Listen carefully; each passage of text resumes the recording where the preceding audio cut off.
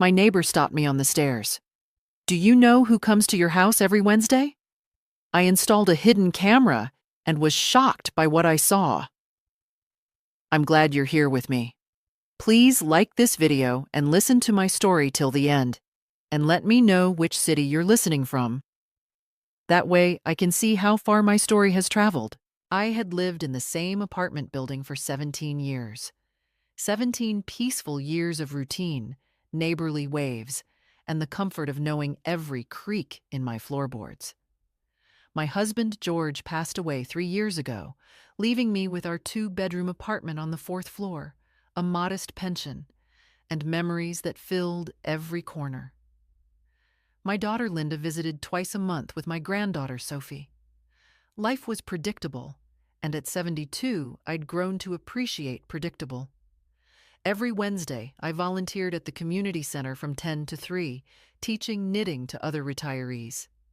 It gave my week structure, purpose. I'd leave my apartment at 9:30 sharp, triple-checking that I'd locked the door, a habit George always teased me about. "Martha," he'd say, "who's going to break into an old lady's apartment?" I'd laugh, but I still checked that lock 3 times. The first strange thing happened in late September. I came home from volunteering to find my kitchen faucet dripping. Odd, because I always made sure it was tightly closed before leaving. I'm particular about these things. Water bills don't pay themselves. I dismissed it, blaming my aging memory. Maybe I'd been distracted that morning. The second incident was harder to ignore. I kept my late mother's silver bracelet in my jewelry box, wrapped in the blue velvet pouch she'd given me 40 years ago. One Thursday evening, reaching for my reading glasses, I noticed the bracelet was outside the pouch, lying flat on my dresser. My heart stuttered. I lived alone. I was certain, absolutely certain, I'd put it away properly after wearing it to Linda's birthday dinner the previous weekend. I stood there, gripping the dresser edge, my mind racing through impossible explanations. Had I taken it out and forgotten? Was I losing my mind? The thought terrified me more than any intruder. I mentioned it to Linda during her next visit, trying to sound casual. She patted my hand with that concerned look I'd grown to dread. "Mom, you're just getting older. It happens. Maybe we should talk about—" "I'm not moving to assisted living, Linda." She didn't bring it up again, but I saw the worry in her eyes. Then came that Wednesday in early October. I was returning from volunteering, my canvas bag heavy with yarn donations, when my neighbor, Mrs. Chen, stopped me on the 3rd floor landing. Eleanor Chen had lived below me for 8 years. We weren't close friends, but we'd share pleasantries, complain about the building's heating, exchange cookies during holidays. That day, her expression was different. Worried. Uncomfortable. "Martha," she said, gripping my arm with surprising strength for her small frame. "Are you aware of who comes into your apartment every Wednesday?" The hallway seemed to tilt. My canvas bag slipped from my shoulder, yarn balls bouncing down the stairs. "What do you mean? Nobody comes into my apartment." Eleanor's dark eyes searched my face. "Every Wednesday, around 11. I hear footsteps above me. Voices. I thought maybe you'd given someone a key. A cleaning service? But then today, I saw you leaving at 9:30, like always. And 20 minutes later, I heard it again. The same sounds. My mouth went dry. Footsteps. You're certain?" "I know what an empty apartment sounds like, Martha. And I know what footsteps sound like. Someone's been going in there while you're gone." I wanted to argue, to find a logical explanation, but my mind kept returning to the dripping faucet, the displaced bracelet. How many other small things had I noticed and dismissed? The kitchen chair that seemed moved. The closet door left slightly ajar. The faint smell of unfamiliar perfume I'd convinced myself was drifting from another apartment. Every Wednesday, I repeated, my voice barely a whisper. Eleanor nodded gravely. For at least the past month, maybe longer. I wasn't sure if I should say anything. I didn't want to alarm you if it was just someone you knew. But I knew nobody. I'd given no one a key. Not even Linda had one anymore. She'd lost hers years ago and never replaced it. Standing in that stairwell, watching Eleanor's concerned face, I felt something cold settle in my chest. Someone had been entering my home every Wednesday. While I taught elderly women how to pearl stitch and make tea cozies, someone was walking through my private space, touching my things, invading the sanctuary I'd built after George's death. Who and why? What did they want? I needed to know. I needed proof. That night, I couldn't sleep. I lay in my bed, staring at the ceiling, listening to every sound. Every creak became footsteps. Every distant voice became an intruder. The apartment that had sheltered me for 17 years suddenly felt foreign, violated. At 3 a.m, I got up and began searching. Really searching. I started with my jewelry box, taking inventory of every piece. Mother's silver bracelet, present. Grandmother's cameo brooch, present. My wedding ring set, the pearl earrings George bought for our 30th anniversary, the simple gold chain Linda gave me for Christmas. Everything seemed accounted for. So if they weren't stealing jewelry, what were they taking? I moved to my desk drawer where I kept important documents. Birth certificate, marriage license, George's death certificate, my will, bank statements. I rifled through them with trembling fingers, trying to remember their original order. Had someone photographed these? Copied them? The thought made my skin crawl. The kitchen next. I opened cabinets, examined shelves. My grandmother's china, service for 12, sat undisturbed. The silver flatware George and I received as wedding gifts remained in its velvet-lined box. Valuable items, yet untouched. What kind of thief ignored valuables? Then I noticed the flour canister. I kept emergency cash there, George's idea, always worried about banks. $200 in 20s, rubber banded and tucked beneath the flour. I pulled it out with shaking hands and counted. $160. $40 was missing. I counted again and again. Only $160. They weren't just entering my home, they were stealing from me. Small amounts, easy to miss, easy to dismiss as my own forgetfulness. How long had this been going on? How much had they taken before I noticed? I sank into a kitchen chair, the money clutched in my flour-dusted hands. The violation felt complete. Someone was treating my home like their personal bank, my privacy like something worthless. And I'd been completely unaware, going about my Wednesdays while strangers rifled through my life. Fear washed over me in waves. Who were these people? How did they get in? Did they have a key? Had they made a copy somehow? Were they watching me, knowing my schedule, timing their intrusions perfectly? I thought about calling Linda, but I could already hear her response. Mom, are you sure? Maybe you spent that money and forgot. Maybe you miscounted. Let me call Dr. Patterson, get you checked out. She'd use this as ammunition for her assisted living campaign, proof that I couldn't manage on my own. I thought about calling the police. But what would I tell them? That I was missing $40 and my faucet dripped? That my neighbor heard footsteps and I sometimes found things moved? They'd pat my hand just like Linda did, treat me like a confused old woman imagining things. Number 1, I needed proof. Real, undeniable proof. I needed to see their faces. The idea came to me as dawn broke over the city, pale light filtering through my kitchen curtains. A hidden camera. One of those small ones I'd seen advertised online, the kind people use to watch their pets or check on babysitters. I'd set it up. aimed at my front door from inside the apartment. Let it record next Wednesday while I was gone. Then I'd know.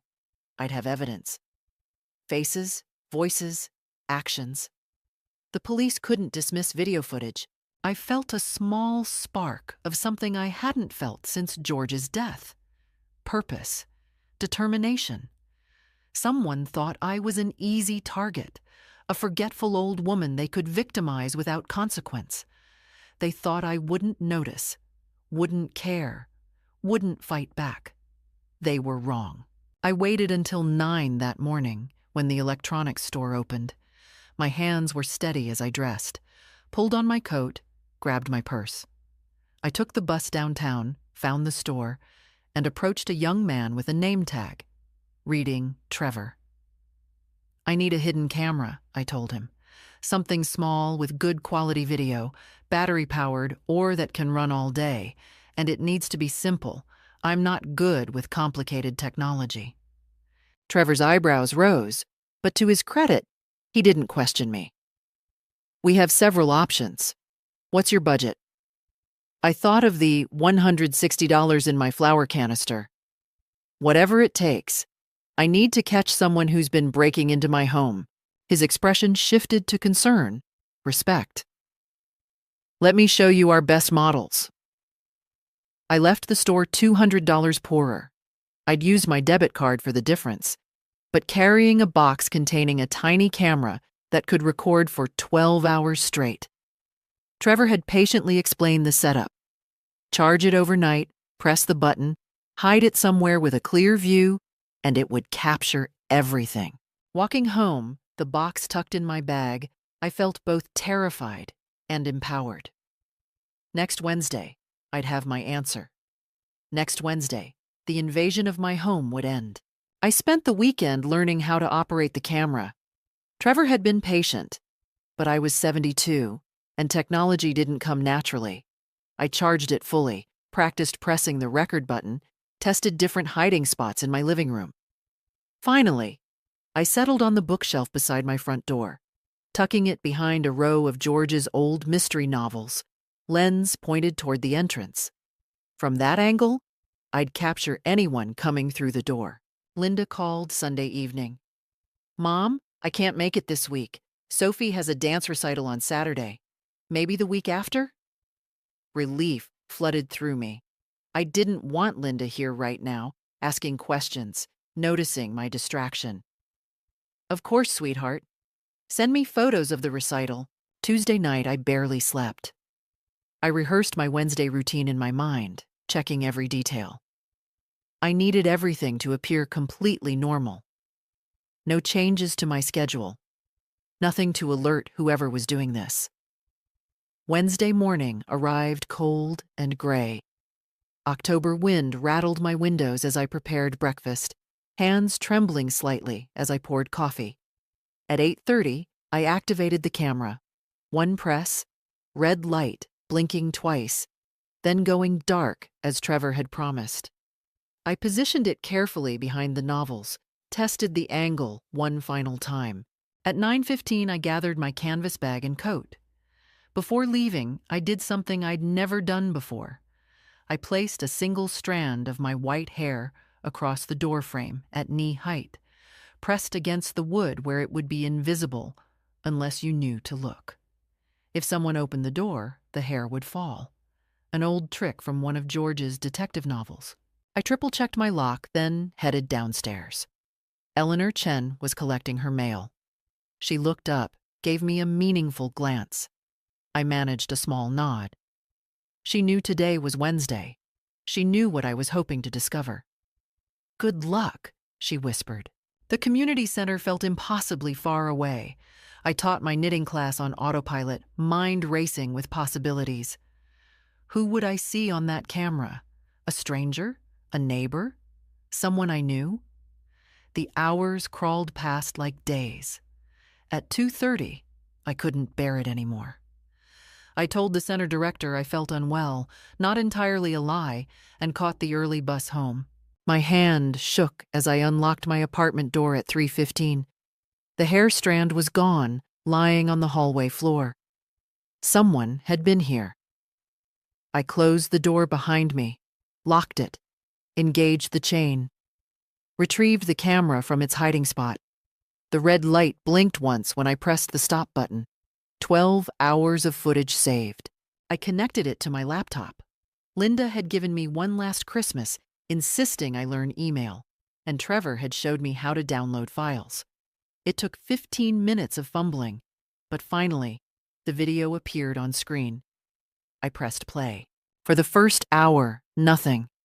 Empty apartment, morning light shifting across my furniture. I fast-forwarded, watching time compress on screen. At 10:47 a.m., my front door opened. I stopped breathing. A woman entered first, mid-40s, expensively dressed, dark hair pulled into a sleek ponytail. She moved with familiar confidence, pulling off her coat like she owned the place. Behind her came another woman, younger, maybe 30, blonde, carrying a large designer purse. I didn't recognize either of them. "She'll be gone until 3, the dark-haired woman said clearly. The camera's audio was excellent. "We have plenty of time." The blonde woman laughed, actually laughed, as she walked into my kitchen. "I still can't believe she has no idea. How long has it been now?" 6 months, the first woman replied. Maybe longer. Hard to keep track. 6 months. They'd been violating my home for 6 months. I watched, horror mounting, as they moved through my apartment like it was theirs. The dark-haired woman opened my refrigerator, took out orange juice, poured herself a glass. The blonde settled onto my couch, George's favorite spot, and kicked off her expensive shoes. "Did you bring the checkbook?"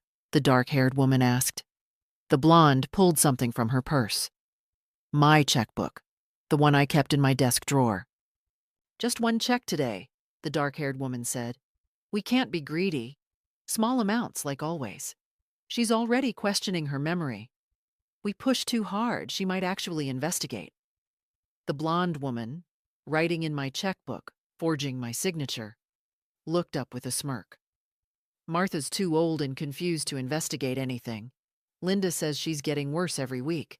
Another few months, and she'll be in a facility anyway. Linda says." The words hit me like a physical blow. I paused the video, staring at the frozen image of these strangers in my home, discussing my daughter. How did they know Linda? What did they mean? Linda says. My chest tightened. My hands went cold. I forced myself to resume the video. I watched the entire video 3 times. Each viewing revealed new violations. They'd gone through my mail, photographed documents, taken cash from my desk, not just the flour canister. The blonde had tried on my mother's bracelet, laughing about how vintage it looked.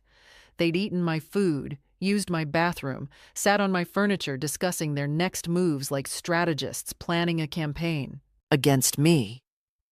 A 72-year-old widow they'd dismissed as senile. The worst part came near the end. The dark-haired woman, standing at my window overlooking the street, said, "Linda's pushing for the memory evaluation next month. Once the doctor confirms dementia, we'll have her declared incompetent. Then Linda gets power of attorney, and this apartment becomes much easier to access." Dementia, power of attorney. Linda. My own daughter was part of this. I spent that evening in a fog of betrayal and fury. Linda, my only child, the baby I'd raised, whose college I'd paid for with George's life insurance money, who I'd supported through her divorce, who brought Sophie to visit. She knew. She was coordinating with these strangers, feeding them information about my supposed mental decline. But I wasn't declining. I was being gaslit, systematically manipulated into questioning my own sanity. By Thursday morning, my grief had crystallized into cold determination. I made copies of the video file, saved it to 3 different USB drives. I hid one in my apartment, gave one to Eleanor Chen with strict instructions to keep it safe, and mailed one to my lawyer, Harold Morrison, with a note requesting he call me urgently. Harold called Friday afternoon. "Martha, I received your package. I've reviewed the footage. This is serious criminal activity. breaking and entering, theft, forgery. We need to contact the police immediately. Not yet, I said. I need to know who these women are, how they got my key. And I need to understand Linda's involvement before we make this official. Harold was silent for a moment. Martha, if Linda is compromised or involved in elder abuse, I need proof of that too. The video shows them mentioning her name, but not her explicit participation. I won't destroy my daughter's life on speculation. You're being too generous. I'm being a mother. I spent the weekend researching. I printed screenshots from the video, studied the women's faces. The dark-haired woman wore expensive jewelry, designer clothes. This wasn't about poverty or desperation. The blonde carried a purse I recognized from magazine ads, $1,500 retail. Monday morning, I did something that felt like betrayal, but was necessary. I installed a second camera in my living room, hidden in a decorative plant. If they returned this Wednesday, I'd capture even more. But I also took my first official step. I went to the bank where I'd done business for 20 years and spoke with the manager, Susan Patterson. I need to put an alert on my account, I told her, sliding the forged check across her desk. Someone has been writing unauthorized checks. I need every check verified by phone before it's processed, and I want a full accounting of any checks cashed in the past year that I didn't write. Susan's face paled as she examined the forgery. Mrs. Walsh, this is fraud. Have you contacted the police? I will. But first I need documentation of every theft. Can you help me? She could. By Tuesday afternoon, I had a printout showing 17 checks, totaling just over $6,000, written over the past 8 months. Small amounts, $200, $350, $475, spaced out enough to avoid immediate detection. Each one perfectly forged with my signature, $6,000, from a widow living on a pension. Tuesday evening, Linda called. Mom, I've been thinking. Maybe we should schedule that appointment with Dr. Patterson, just to check your memory. Make sure everything's okay. My hand tightened on the phone. Why would we do that, Linda? You've been forgetting things, moving things around. I'm just worried about you. I'm fine, Linda. Mom, please, do it for me, for Sophie. We want you healthy and safe. Safe. The word tasted like poison. Safe from whom? The thieves she'd apparently conspired with? I'll think about it, I said, and hung up before she could push further. Wednesday morning arrived. I activated both cameras, placed my hair strand across the door, and left for the community center at exactly 9:30. But I didn't go to the center. Instead, I sat in a coffee shop 3 blocks from my apartment building, my phone in my hand, Eleanor Chen on speed dial. At 11:15, Eleanor texted, "They just went in. 2 women." My heart hammered. They'd returned, confident in their routine, certain of my absence. But this Wednesday was different. At 11:30, I walked back to my building, climbed the stairs quietly, stood outside my apartment door, listening. Voices inside. Laughter. I unlocked the door with my key and walked into my own home. The 2 women froze. The dark-haired one was at my desk. The blonde was emerging from my bedroom, my mother's bracelet in her hand. Hello, I said calmly. I don't believe we've been properly introduced. The dark-haired woman recovered first, smiled that same confident smile I'd seen on the video. Martha, we were just... Linda asked us to check on you. Don't. My voice was ice. I have video of every visit, every theft, every forged check. I have bank records, police reports being filed, and a lawyer on retainer. The only question now is whether you leave immediately or wait for the police to arrive and arrest you in my home. The blonde woman's face drained of color. The bracelet slipped from her fingers. Now get out of my apartment, I continued, and tell Linda, tell my daughter, that her scheme has failed. They scrambled for the door, grabbing coats and purses. But the dark-haired woman stopped in the doorway, her pleasant mask finally dropping. "You have no idea what you're doing, Martha. Linda has been planning this for over a year. You're going to look like a paranoid old woman making accusations against people trying to help you. Who do you think they'll believe? Get out." They left. I closed the door, engaged every lock, and sank onto my couch, shaking violently. I'd done it, confronted them. But the dark-haired woman's threat echoed in my mind. Who would believe me? A 72-year-old widow against her own daughter. I needed 3 days to recover from that confrontation. 3 days where I jumped at every sound, checked my locks obsessively, barely ate. Eleanor brought me soup and sat with me while I cried, not from fear, but from the devastating betrayal of realizing my daughter had orchestrated this. On the 4th day after the confrontation, Linda called. I stared at her name on my phone screen for 3 rings before answering. "Mom, we need to talk." Her voice was soft, concerned. The same voice that had comforted me after George's death, that had read bedtime stories to Sophie. "I heard you had some visitors? Some confusion about people being in your apartment?" There was no confusion, Linda. Silence. Then, "Mom, Denise and Patricia were doing me a favor. I asked them to check on you while I couldn't visit. I was worried about you being alone. Denise and Patricia."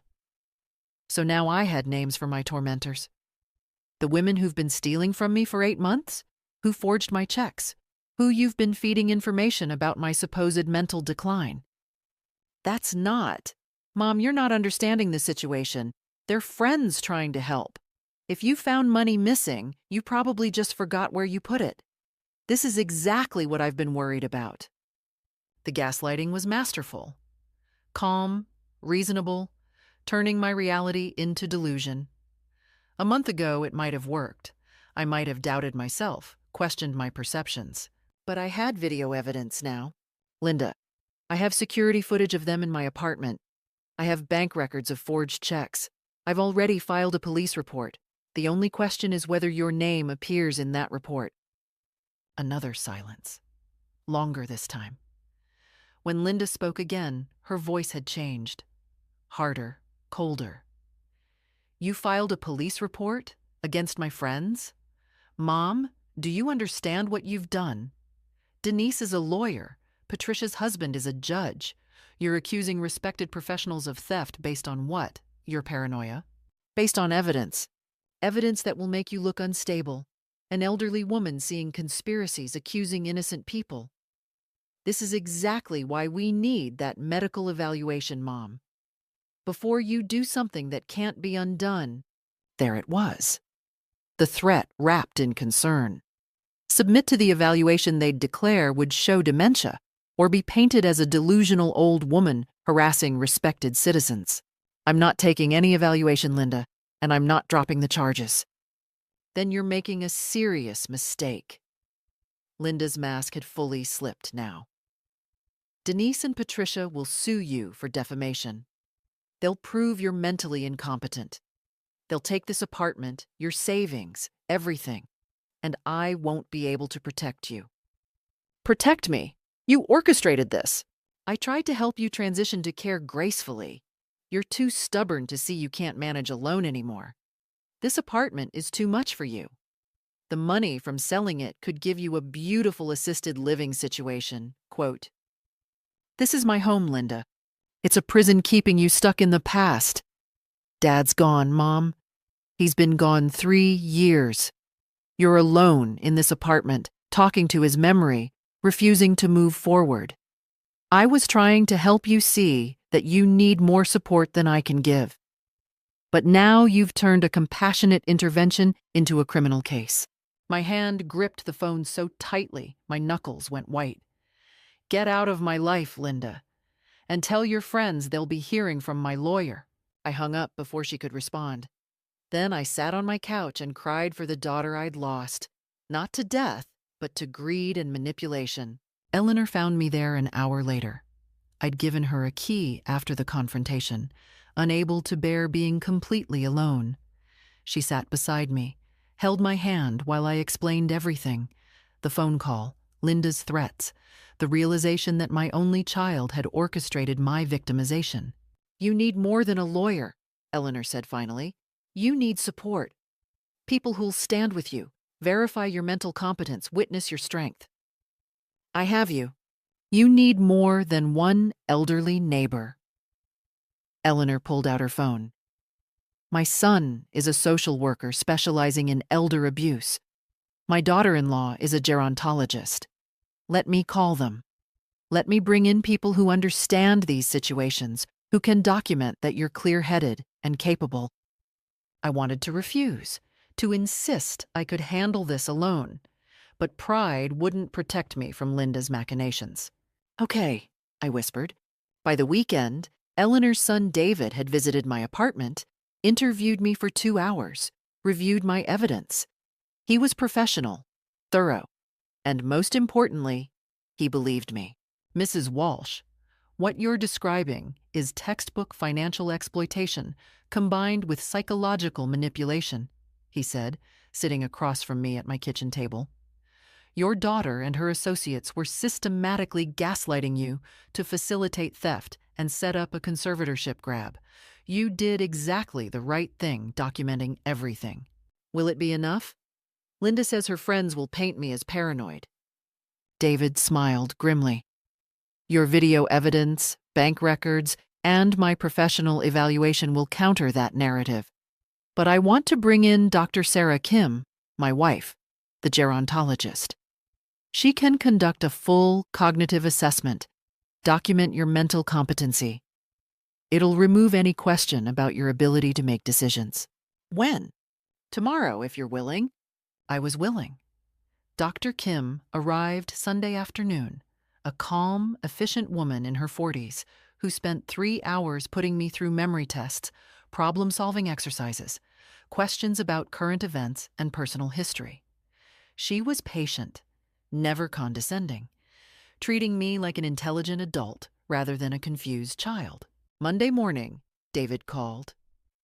"Dr. Kim's evaluation is complete. Mrs. Walsh, you scored above average for your age group on every metric. Your memory is sharp, your reasoning is sound, and there's zero indication of cognitive decline. She's writing a formal report that will stand up in any legal proceeding."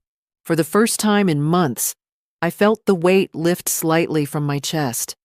I had evidence. I had expert testimony. I had people who believed me.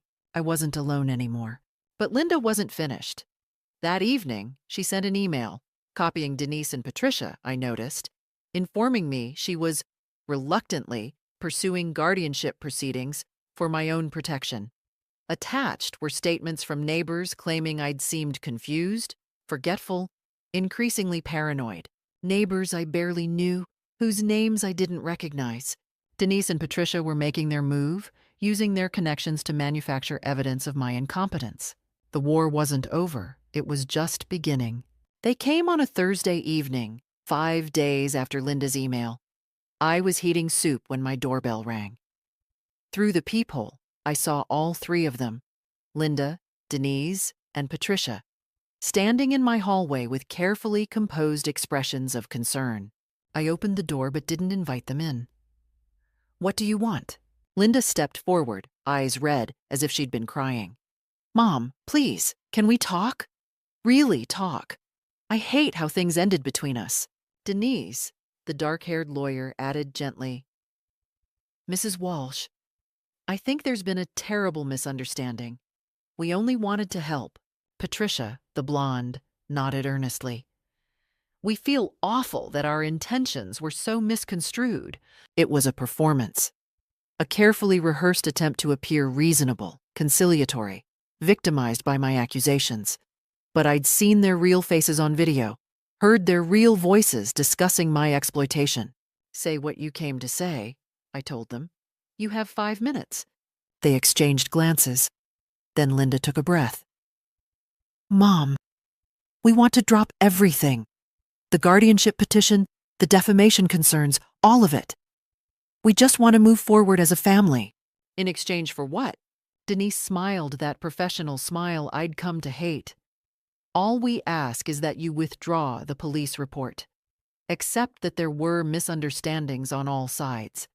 Let us help you downsize into a more manageable living situation. We've found a beautiful facility. Quote, no. Patricia's pleasant expression flickered. Mrs. Walsh, you're not being reasonable. We're offering you a way out of a very messy legal situation. Do you understand what will happen if we proceed? The discovery process alone will be invasive. Your medical records, financial history, personal life, all of it examined publicly. Then examine it. I have nothing to hide. Linda's tears vanished, replaced by frustration. Mom, for God's sake, think about Sophie. Do you want your granddaughter to watch her grandmother drag her mother through court? To see you portrayed in the media as a paranoid old woman harassing innocent people? I'd rather she see her grandmother standing up to thieves and manipulators, even when they're family. The masks were cracking now. Denise stepped closer, voice dropping to something almost threatening. Martha, I've practiced law for 20 years. I have connections throughout this city's legal system. If we go to court, I will bury you in paperwork, drag this out for years, drain every penny you have in legal fees, and at the end, you'll lose. Because I'm very, very good at what I do. Then I guess we'll see how good you are at defending theft and fraud charges. Patricia laughed, actually laughed. You think you're so clever with your little cameras and your printouts. But who do you think the jury will believe? A confused widow whose own daughter says she's declining, or respected professionals with sterling reputations? The jury will believe video evidence. Will they? Denise's smile was predatory now. Video can be misinterpreted, Mrs. Walsh. Two concerned friends checking on an elderly woman at her daughter's request. The cash you claim we took? You'll have to prove it was there. The checks. Easily explained as you giving us money and forgetting. Your memory issues are well documented. By you, with manufactured statements. Linda stepped forward, and for a moment I saw something almost like genuine emotion in her eyes. Pain, maybe. Or regret. Mom, I'm your daughter. I loved you. I still love you. But you're making this impossible. We came here to offer peace, to give you a way to age gracefully, with support. Instead, you're choosing war. You chose war when you sent thieves into my home. I sent friends to check on you. Linda's composure shattered. You're so stuck in this apartment, this shrine to Dad. You can't see that you need help. You're isolated, paranoid, seeing conspiracies. I see what's real. And what's real is that my daughter tried to steal my home and my independence. Denise placed a hand on Linda's shoulder, restraining her. This is pointless. She's too far gone to see reason. I see perfectly clearly.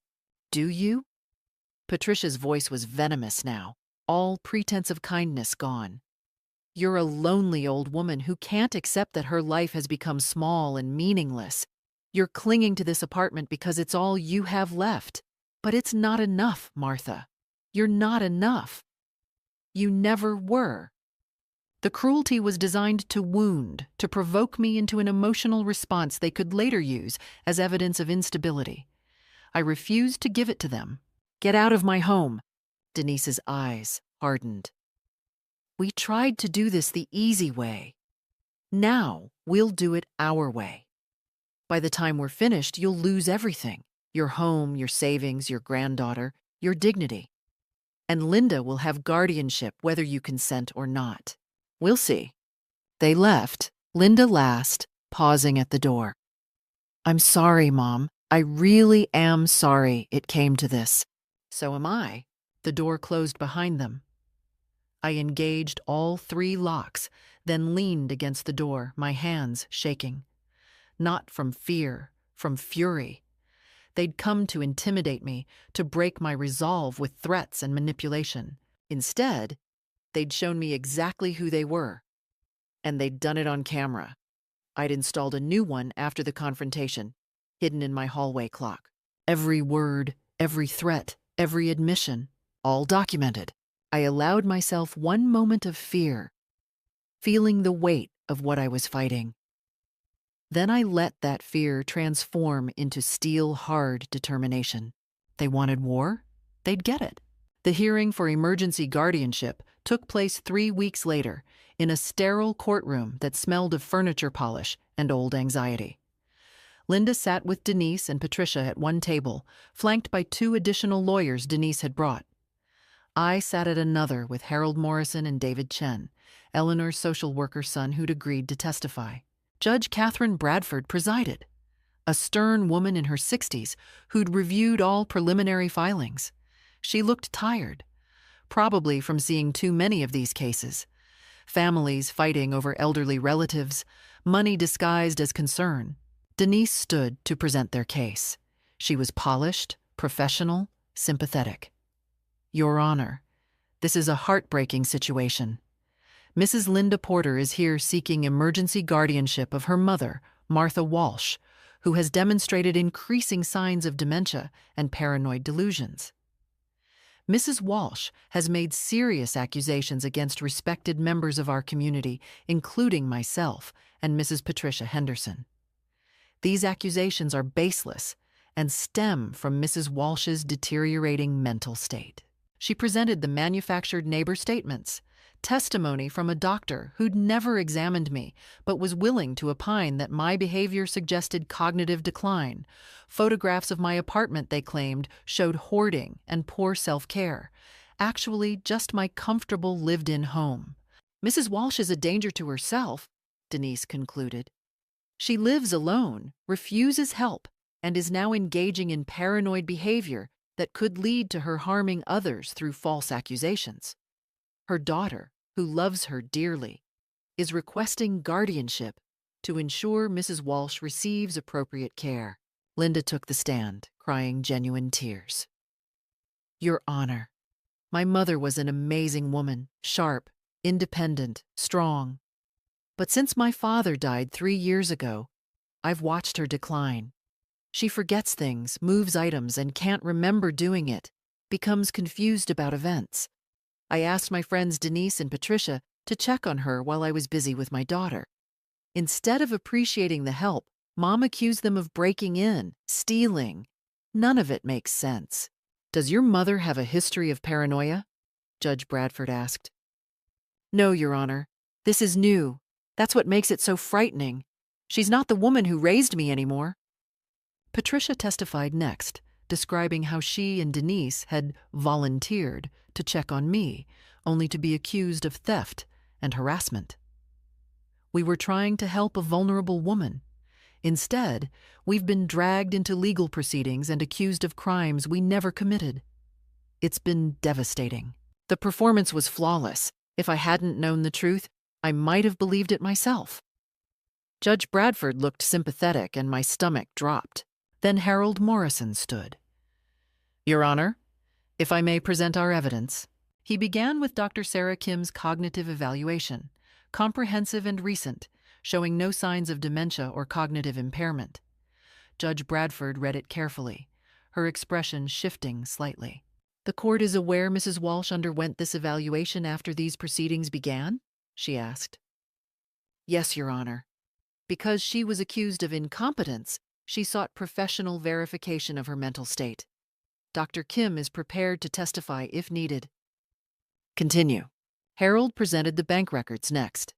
17 forged checks, professionally analyzed and confirmed as forgeries. Your Honor, Mrs. Walsh maintains meticulous financial records. These checks were written without her knowledge or consent over an 8-month period, Denise objected. There's no proof my clients wrote those checks. Mrs. Walsh could have written them herself and forgotten. That's true, Harold agreed calmly, which is why we have this. He pressed play on the laptop. The courtroom screen filled with video footage from my hidden camera. The date and timestamp showed clearly. A Wednesday morning, 6 weeks ago. The court watched in silence as Denise and Patricia entered my apartment, talked casually about my absence, and, most damningly, discussed forging checks. Small amounts, like always. Denise's voice came through crystal clear. She's already questioning her memory. We push too hard, she might actually investigate. Patricia on screen, writing in my checkbook.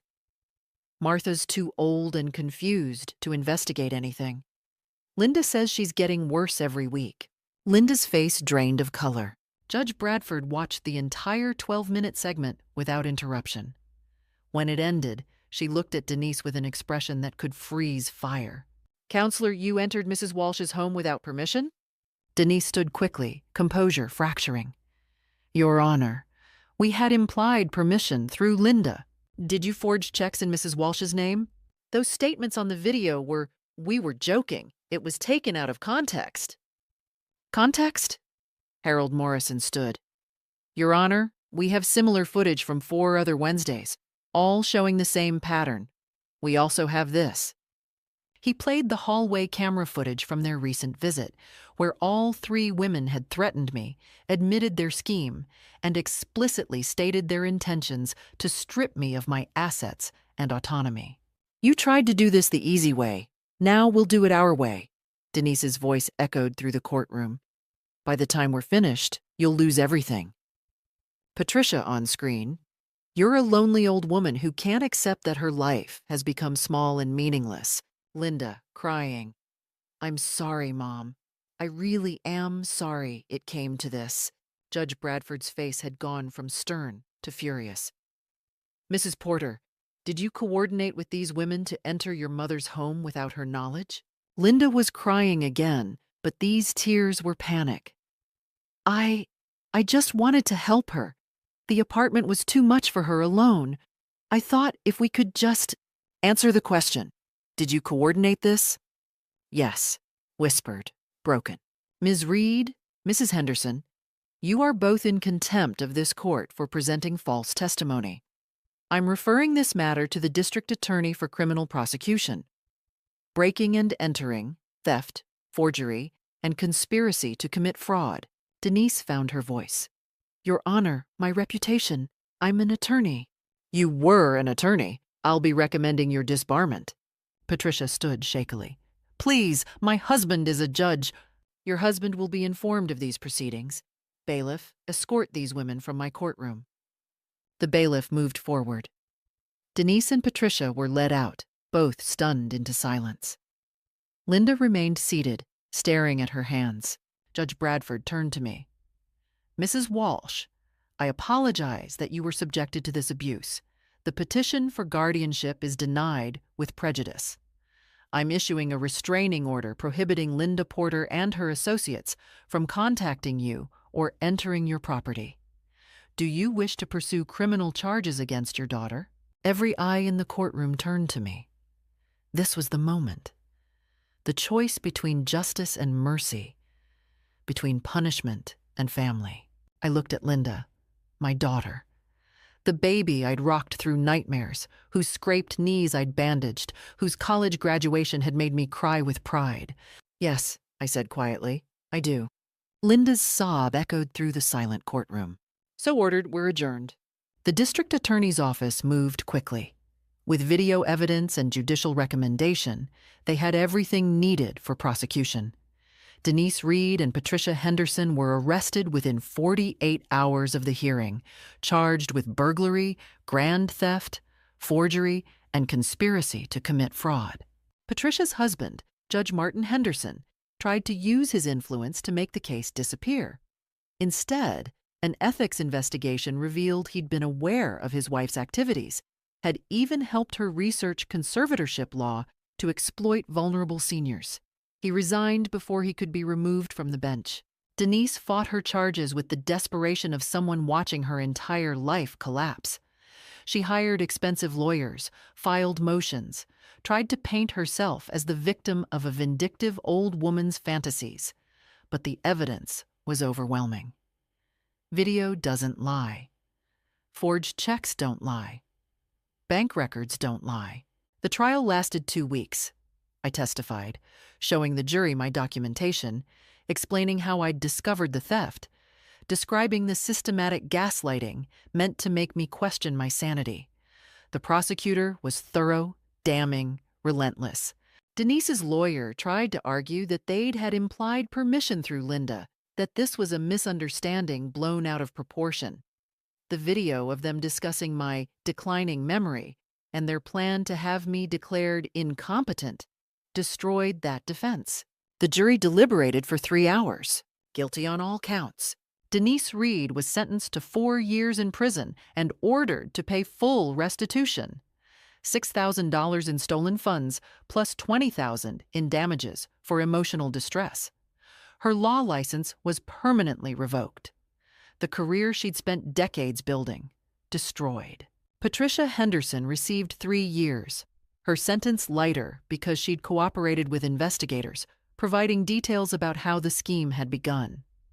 Apparently, Linda had approached them at a charity function, complaining about her difficult mother who refused to downsize, who was sitting on valuable real estate that could fund Linda's daughter's college education. They'd offered to help. For a cut of the proceeds, of course. Linda's trial was separate. She faced lesser charges, conspiracy, accessory to theft. But the betrayal cut deeper because she was my daughter.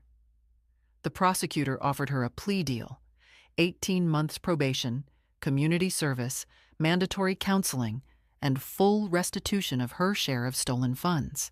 She refused, insisting on trial, believing a jury would sympathize with a daughter trying to help her aging mother. They didn't. I testified against my own daughter in a packed courtroom, described how she'd undermined my confidence, fed information to her criminal associates, tried to have me declared incompetent to seize control of my home and finances. I presented emails where she'd discussed the timing of my placement in assisted living, the profit from selling my apartment, how to divide the money between herself and her partners. It was all about money. My daughter had sold me out for profit. The jury found Linda guilty. The judge, a different one this time, a woman who'd seen too many families destroyed by greed, showed no mercy. Mrs. Porter, you betrayed the most sacred bond that exists, the trust between parent and child. You exploited your mother's grief over losing her husband, her vulnerability as an aging woman living alone.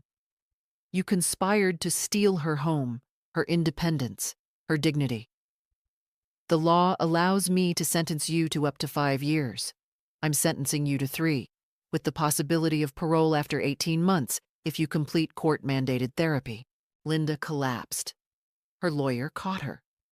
She was led away to begin serving her sentence, and I felt nothing. Not satisfaction, not grief. Just a vast, echoing emptiness where my daughter used to be. But justice wasn't finished. Eleanor Chen's son David helped me file a civil suit against all 3 women. We sought compensation for emotional distress, violation of privacy, and punitive damages. Their criminal convictions made the civil case straightforward. The judge awarded me $150,000. Denise Reed's savings, gone. Patricia Henderson's husband's pension, garnished. Linda's modest savings account, seized. They would be paying me monthly for years, a constant reminder of their crimes. I donated half of the settlement to the local elder abuse prevention program. The other half I put in a trust for Sophie, Linda's daughter. My granddaughter was 13 now, confused and hurt by her mother's imprisonment. She needed to know that her grandmother hadn't abandoned her, that this wasn't about revenge but about accountability. The restraining orders remained in place. Linda, Denise, and Patricia were forbidden from contacting me for 5 years. I wouldn't have to see them, speak to them, or acknowledge their existence. My apartment, the home they'd tried to steal, remained mine. I had it rekeyed, installed a security system, and Eleanor Chen checked on me daily. Not because I needed supervision, but because we'd become genuine friends through this ordeal. I attended every parole hearing when the time came, stood before the board and explained, calmly and thoroughly, why early release was inappropriate, why these women needed to serve their full sentences, to understand the gravity of what they'd done. Denise was denied parole. Patricia was denied parole. Linda was denied parole. They would serve every single day of their sentences. Justice, complete and uncompromising. 2 years after the trial, my life had transformed in ways I'd never imagined. The apartment that Linda had tried to steal became a sanctuary. I'd redecorated George's study into a bright office where I volunteered with the Elder Abuse Hotline 3 days a week. My story had made regional news, and I was receiving calls from other seniors who suspected exploitation but didn't know what to do. David Chen and I developed a workshop called Protecting Your Independence that we taught monthly. I wasn't just a victim anymore. I was an advocate. Eleanor Chen and I took watercolor painting classes, joined a book club, traveled to Boston. At 74, I had more friends and social activities than I'd had in decades. Sophie, my granddaughter, visited once a month with her father Frank, who'd been horrified by his ex-wife's crimes. She was 15 now, thoughtful and kind. "Grandma, do you hate Mom?" she asked me once. "I hate what she did, but I'm just sad that she chose greed over love. She writes me letters from prison. You can love your mother and still know what she did was wrong." My life was purposeful, rich, connected. Everything Linda had claimed I'd lost, I'd actually found. Meanwhile, my former tormentors discovered that consequences are permanent. Denise Reed served her full 4 years. Disbarred and convicted of exploiting a vulnerable senior, no one would hire her. She was working retail for minimum wage, living in a studio apartment. 20 years of career building, obliterated. Patricia Henderson's fall was even more dramatic. Her husband's judicial career ended in scandal. After serving 3 years, she emerged to find her marriage dissolved and her children refusing to speak to her. She'd lost everything and moved to another state. But criminal records follow you. Google never forgets. Linda suffered most of all. She served 20 months, emerging older, harder, broken. She'd lost custody of Sophie, her job, her home. Sophie stopped reading her letters. "I don't want to see her when she gets out," she told me. "That's self-protection, honey." Linda violated parole 6 months later, failed drug test, missed therapy. She was sent back to complete her sentence plus additional time. All 3 women paid me $500 monthly for years. Every check I split between Sophie's college fund and elder advocacy programs. Their crime funded protection for other vulnerable seniors. There was poetry in that. If something feels wrong in your life, trust yourself. Document everything. Seek help. You are not confused. You deserve dignity and justice. What would you do if your own family betrayed you? Thank you for listening. Stay safe, stay strong, and never let anyone make you doubt your worth.